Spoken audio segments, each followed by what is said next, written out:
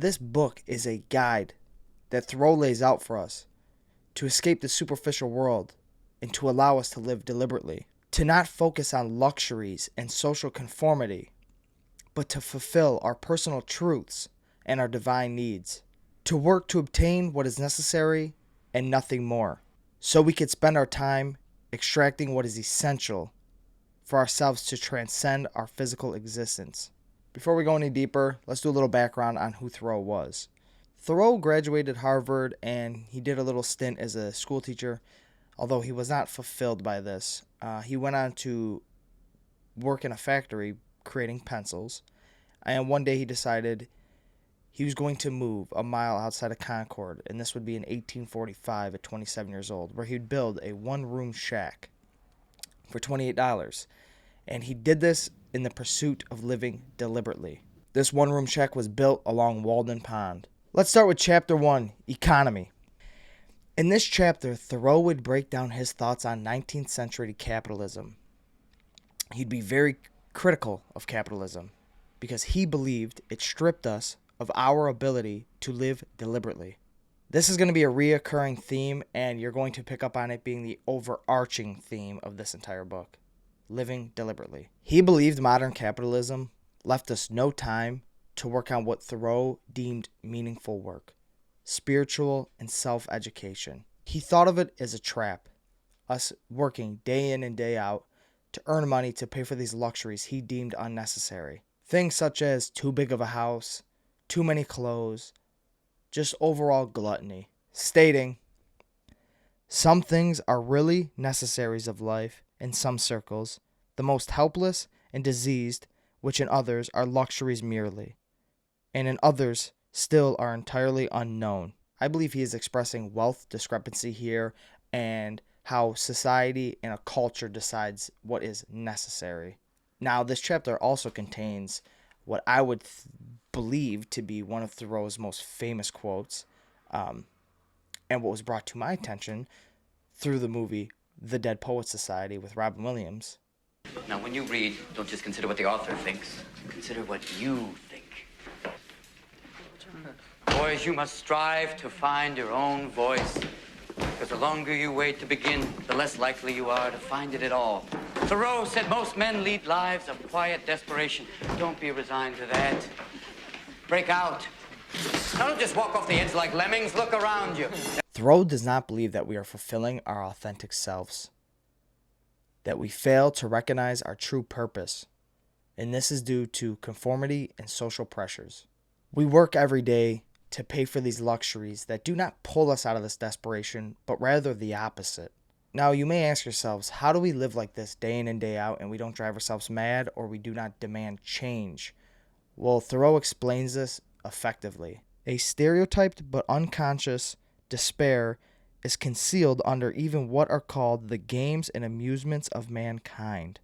These amusements serve as a distraction from addressing the internal conflicts that we have. Thoreau's decision to move to Walden Pond and live in solitude was out of the desire to live deliberately, to work just to obtain what is essential, and then spend the rest of his evening working on his spiritual and intellectual pursuits, to live his purpose. It comes as no surprise that Thoreau saw no importance in clothing, believing that a state of a man's clothes is not a reflection of his character, stating, "No man ever stood the lower in my estimation for having a patch in his clothes," going as far as saying that a man would be devastated to walk into town with patches on his pants or his shirt, and he went even as far as to say that he believes that men would rather hobble into town with an injury than to walk in with patches. And this was followed by one of my favorite quotes from this book. "For he considers not what is truly respectable, but what is respected." This is a phenomenal quote that expresses the human condition that I believe is truer now than ever. And I want to talk about Thoreau's views on possessions. He looked at too many possessions as being a hindrance. This is evident early on when he says that he lived in all respects so compactly and prepared that if an enemy take the town, he can, like the old philosophers, walk out the gate empty-handed without anxiety. So when I originally read this quote, I took it for what it is. He's talking about valueless possessions and, you know, to be able to just leave town without them and not have anxiety. But then as I thought deeper on it, it is a critique of this weird attachment and this self-value that we add to our possessions. And if we are without them, we lose our value as well. More specifically, we find our value in our luxuries and not our necessities. So Thoreau had such a disdain against valueless possessions and anything that's going to cause him more work that he even went and in the book quote said that he had 3 limestones on his desk, and he woke up one morning and had to dust them, and then he woke up again, had to dust them. And that second day when he had to dust them, he got disgusted with himself, took the limestones and threw them outside because he does not want to have anything that will cause him to do more work than he needs to do. Talk about living deliberately. Thoreau believed the majority of people were moving through this world in their life aimlessly like robots, just working to get money, to pay for these luxuries, and they were never putting themselves to work otherwise. No introspection, no deep thinking, no critical thinking. And he expresses this in chapter 2. Where I lived and what I lived for. He stated in this chapter, the millions are awake enough for physical labor, but only 1 in a million is awake enough for effective intellectual exertion.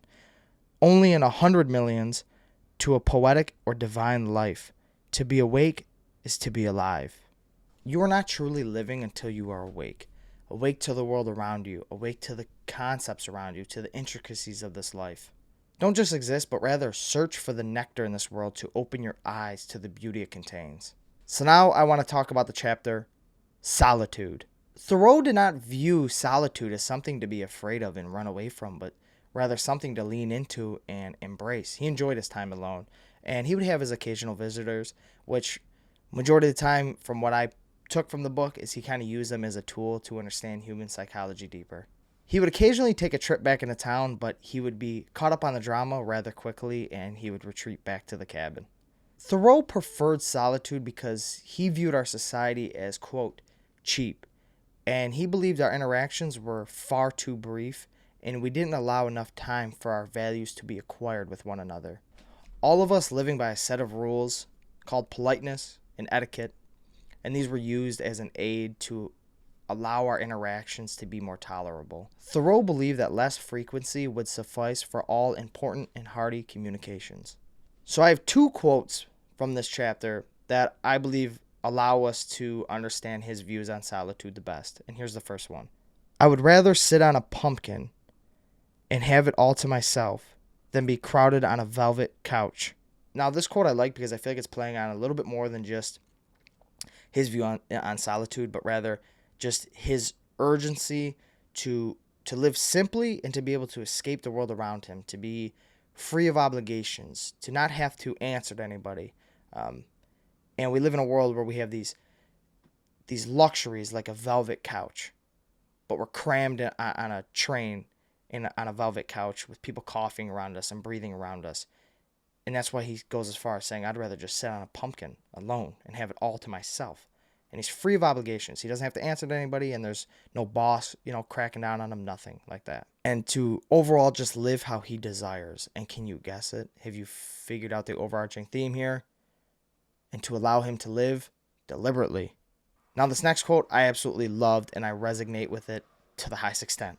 I do not know if I am singular when I say that I believe there is no man with whom I can associate who will not, comparatively speaking, spoil my afternoon. This quote is perfect for speaking volumes to who Thoreau was. Thoreau was a transcendentalist. He was focused on solidifying his understandings. So for Thoreau to sit there and entertain somebody for a night would be to spoil his night of thoughts. Now this next chapter, reading. I could go on for this chapter for hours, which I'm not going to do for YouTube retention benefits, of course, but I'm going to keep it pretty short and sweet. But I did really, really enjoy this chapter.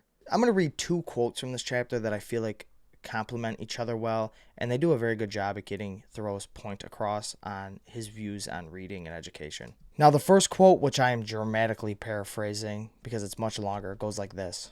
And yet we learn to read only as far as easy reading. This I took as a bit of a diss and him critiquing the school system. Thoreau believed that we should be taught ancient Roman and Greek literature, such as the Iliad, and he even references the Bhagavad Gita. And Thoreau was a firm believer in truly understanding these works that we must read them in their native language, and translations do not give us the full understanding. Now, obviously, that's a huge undertaking. Now, let's make this connection when Thoreau says, "We are a race of teat men, and soar but little higher in our intellectual flights than the columns of the daily paper." So now we must ask ourselves, why is this? So this kind of rambled my brain on why this might be. Is it because A, we aren't taught to read these, so do we not have the ability to read them? Are we not exposed to them? Do we not even know that they exist? What could it be? Now I wondered in my head, is this a consequence of a failed school system, or is this something cultural? I mean, in today's world, I would assume it's cultural, because even though we have all the information we need at our fingertips with our phones, I feel like culture has swayed to where being good at school isn't too cool. Diving into reading isn't cool. It's not like you don't get huge brownie points from a lot of people, or social vanity for doing these type of things. Now, I went back to the first quote I read to you guys, and I read the beginning of that quote again, and it made me question, or is this due to modern capitalism? Because that first quote starts like this: "A man, any man, will go considerably out of his way to pick up a silver dollar. But here are golden words, which the wisest man of antiquity to have uttered." Then the quote continues with what I said earlier. Now, this question got even more confusing to me because it's, again, is it a failed school system? Is it capitalistic greed? Is it a society that's valuing money over intellect? Now, as I read on, I got a little bit more confused, but I also was kind of getting assurance like maybe it is capitalistic greed, as Thoreau pointed out when he states, "With foddering the cattle and tending the store, we are kept from school too long, and our education is sadly neglected." Now, this really makes me believe that it is capitalistic greed, that we're putting too much emphasis on working to obtain these luxuries, and we're not worrying about educating ourselves. So here was my conclusion to that question. I think it's a mix of everything, right? I first want to start with, I think it's the culture. It's not cool to do well in school. There's no vanity in it. So I think that's hindering people. I also think it is capitalism, and I believe today in America, people are working themselves to death just to make ends meet, so they're not really interested in spending extra time to try to heighten themselves intellectually. And I also think with the age of technology now, we are the absolute farthest we can be from living deliberately. I don't know if we make any really deliberate choices throughout the day. So before I go any further, I just want to say, let's all try and make Thoreau happy. Let's every day just set a little bit of time aside, and let's challenge ourselves intellectually. Let's confuse ourselves, and let's make our brain spin for Thoreau. So now, the next chapter I want to talk about is probably my second favorite from the book, and it's called Higher Laws. I do disagree with Thoreau's points just a little bit throughout this chapter. Now, I already made a video on this chapter, and I talked about Thoreau's views of sensuality. If you want to check that out, I'm actually going to probably put it in the description, or it will like pop up here at the end of the video. So go check that out. It's an interesting video, and just a little quick tidbit is he views sensuality as taking all forms. So go check that out. So now Thoreau had a friend that came along and asked him, "Do you believe boys should be allowed to hunt?"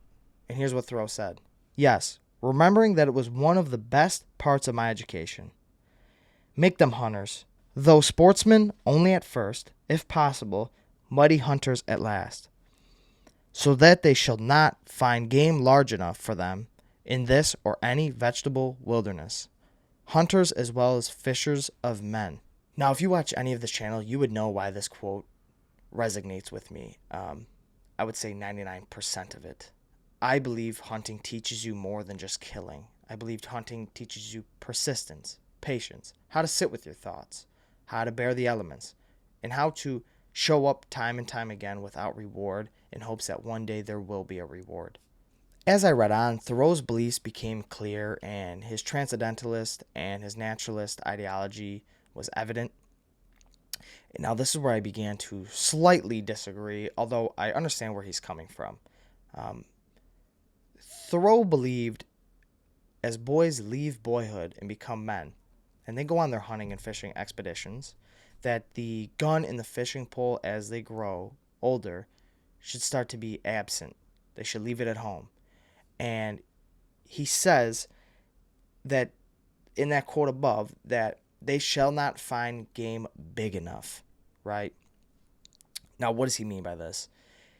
He's a naturalist, we need to remember. So the game isn't a rabbit, it's not a deer, it's not a fish, but it's the answers. It's the answers to your problem. In the hunt, you're not hunting for the, so to say, game of animals, but you're hunting for the game of your answers. Because we need to remember, like I said, he's a naturalist. That's where I kind of disagreed, because I believe you could find these answers while still pursuing the live game of a fish, a deer, a rabbit, fox, whatever, Because at the end of the day in hunting, you spend a lot of time thinking, especially when you're doing tree stand hunting, blind hunting, etc. Even when you're just walking, you get caught up in thought, and I still believe you could find the answers around you. And he goes as far as, he says that he can't help but lose respect for himself when he fishes, and he doesn't believe that men should eat meat because we want to transcend to higher beings. And that also I don't totally agree with. I think it's healthy for us to eat meat, especially meat that we harvested. And I feel I understand where he's coming from, where it's, it's kind of ancient. It is, like he says, barbaric, but we've been doing it for tens of thousands of years. And there's something to be said when I'm bow hunting. I feel like I'm connected to the ones before me, that millions of men have shot an arrow into an animal and eaten it with their family before me, and there's a connection there. Yeah, that's my belief. I gotta say, I was pretty surprised when I read this because of Thoreau's views on self-sufficiency. I thought for sure he would be killing animals and eating them, but he also goes on to talk about a gross feeder and a butterfly, right? And he says, like, a butterfly, a larva, will just eat and eat and eat and eat. And he believes the majority of humans are larvae. They just eat and eat and eat, and he calls them gross feeders. And he said we should eat like butterflies, and butterflies could sustain on just a few drops of something sweet like nectar, honey, whatever it may be. And that I could get behind. I think we need to leave the gluttony behind us. So let's talk about the conclusion. I'm going to go as far as say that this might have been the most thought-provoking and best conclusion I think I've ever read in a book. It lit a spark of inspiration inside of me that I have never felt from a conclusion. And I believe he just tied everything in so beautifully. And he just took the last couple pages to really just hammer home. And not in such a direct way, but a way that you kind of had to dig and pry a little bit, his perspective. Now, I understand there's going to be people that do not want to read all 400 plus pages of this book, but I urge people, go online, find at least the last 20 pages, the conclusion, and read those. Because I believe that in just those 20 pages, you're going to get a clear enough view of who Thoreau was and his perspectives. Now, again, I do believe you should read all 400 plus pages. It was a phenomenal book, and you get to get a deeper, more nuanced understanding of who he was. But if you just want a quick little 20-page synopsis of who Thoreau was, pick this book up or go online and read those last 20 pages. And not to throw shade at any authors or anything, but I believe if you're searching for personal growth or self-help, I believe this conclusion blows any modern day self-help book out of the water. Now, before I wrap this video up, I want to leave you with two quotes that I think just ties everything nicely. It plays on the overarching themes of this whole novel, and I think will inspire you. Thoreau says, "Be a Columbus to whole new continents and worlds within you, opening new channels, not to trade, but of thought." And as you read on, he continues to say, They love the soil which makes their graves, but have no sympathy with the spirit which may still animate their clay. I think that this is Thoreau's final last little dig at 19th century capitalism, and he is urging us to detach our value and not be so obsessed with these valueless luxuries and just pointless possessions. To open our eyes to what is truly important and to not explore the world on the basis of capital gain and patriotism, to explore ourselves rather and to discover thoughts to elevate us to higher laws and understandings, to discover our inner purpose and take that voyage to a meaningful life. This final quote is all you need to hear to understand Thoreau's desire for us. Let him step to the music which he hears, however measured or far away. All Thoreau wants for his fellow men and women is for us to live deliberately, to listen to our desires, to not conform to the society around us, that we work to obtain necessity and not luxury, so our time can be filled with more important work to help us transcend to higher beings spiritually and intellectually. Move to the beat of your own drum and let go of meaningless possessions. Live deliberately. You guys know the drill. I will talk to you next time. Peace.